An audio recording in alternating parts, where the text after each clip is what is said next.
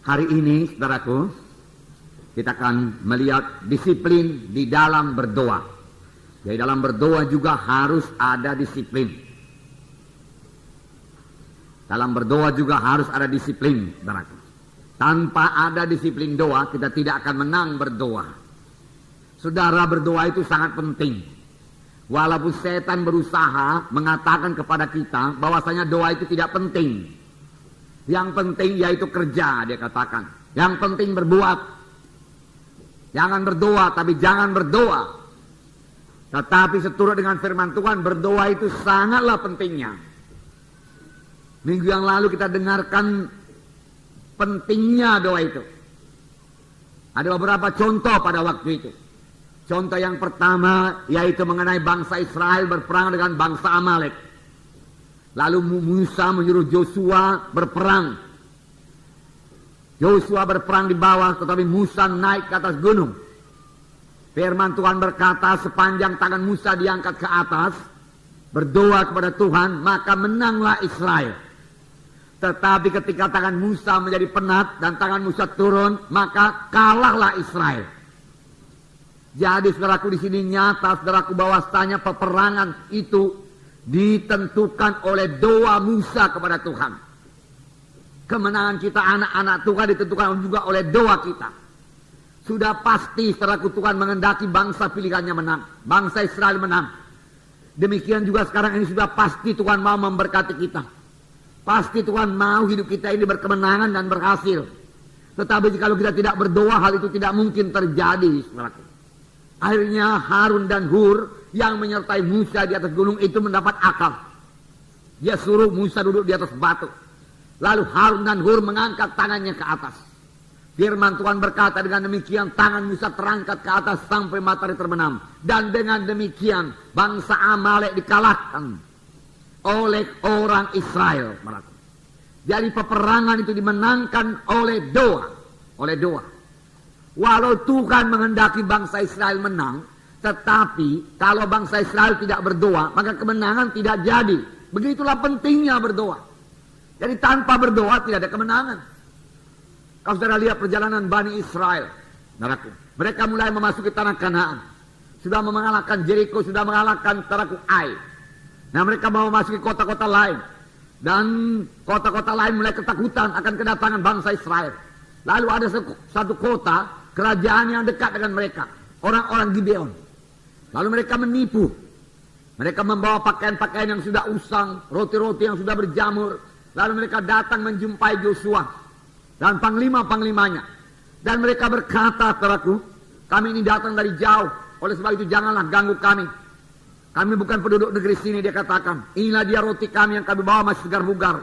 Tetapi ketika kami sampai di sini sudah berjamur, dia katakan.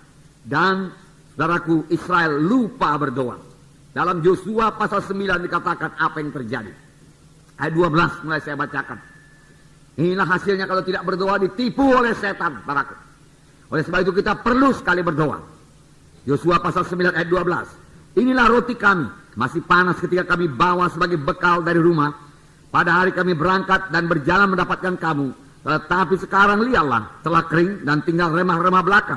Inilah kirbat-kirbat anggur yang masih baru ketika kami mengisinya. Tetapi lihatlah, telah robek. Dan inilah pakaian dan kasut kami. Semuanya telah buruk-buruk karena perjalanan yang sangat jauh itu. Lalu orang-orang Israel mengambil bekal orang-orang itu, tetapi tidak meminta keputusan Tuhan. Maka Joshua mengadakan persahabatan dengan mereka dan mengikat perjanjian dengan mereka bahwa ia akan membiarkan mereka hidup, dan para pemimpin umat itu bersumpah kepada mereka. Tetapi setelah lewat 3 hari, sesudah orang Israel mengikat perjanjian dengan orang-orang itu, terdengarlah oleh mereka bahwa orang-orang itu tinggal dekat mereka, bahkan diam di tengah-tengah mereka.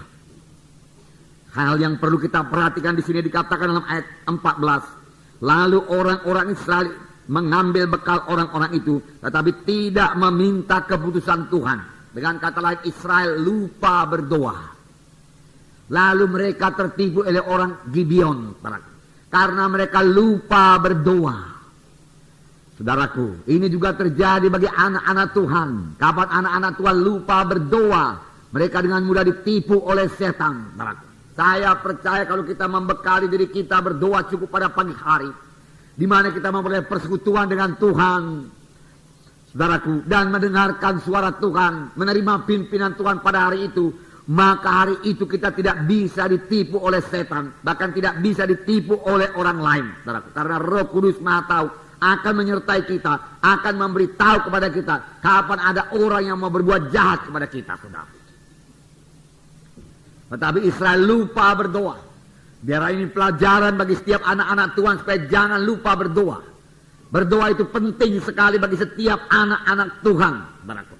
Tetapi setan mengatakan doa itu tidak penting. Itu paling belakangan aja itu. Dia katakan kerjakan dulu pekerjaanmu yang lain. Inilah sebabnya saudaraku, firman Tuhan dalam Efesus 6 ayat 18 berkata, berdoa dan berjaga-jagalah. Berdoa dan berjaga-jagalah. Kita harus berdoa, kemudian kita berjaga-jaga. Berjaga-jaga terhadap tipuan setan yang mengatakan doa itu tidak penting. Doa itu tidak penting. Minggu yang lewat kita dengarkan satu contoh lagi. Masih ada contoh-contoh yang lain. Tuhan berkata kepada Elia, Elia tunjukkan dirimu kepada Ahab, sebab aku mau menurunkan hujan. Tuhan sudah mau menurunkan hujan kepada bangsa Israel. Tapi Elia terlaku harus berdoa. Elia menunjukkan dirinya kepada Ahab. Lalu dikatakan bawa semua nabi-nabi Baal, nabi-nabi Aserah. Dia katakan. Lalu mereka bertanding saudaraku di atas gunung Karmel. Apa yang terjadi? Api Tuhan turun menyambar persembahan Elia. Tetapi tidak ada api turun yang menyambar persembahan nabi-nabi Baal, nabi-nabi Aserah. Lalu nabi Baal, nabi-nabi Aserah ditangkap saudara. Kemudian dibunuh di sungai Kison. Jumlahnya 850 orang. Tapi hujan belum turun juga. Walau Tuhan sudah berjanji, aku mau menurunkan hujan. Apakah diperbuat oleh Elia? Elia naik ke atas gunung Karmel lalu berdoa dengan keningnya di antara kedua lututnya. Dia berdoa dengan bersungguh-sungguh. Dia minta kepada Tuhan supaya hujan turun.